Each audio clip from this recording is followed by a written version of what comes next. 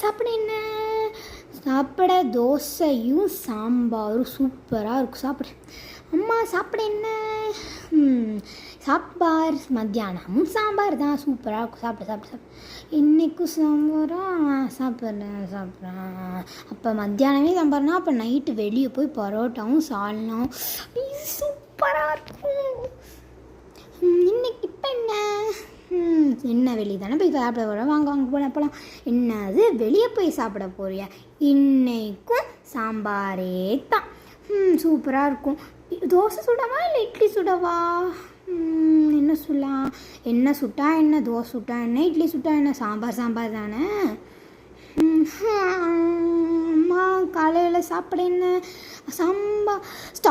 சாம்பார் தானே. சாம்பார். திரும்பி முதல்ல இருந்தால் வந்தால் சுட்டான் போனான்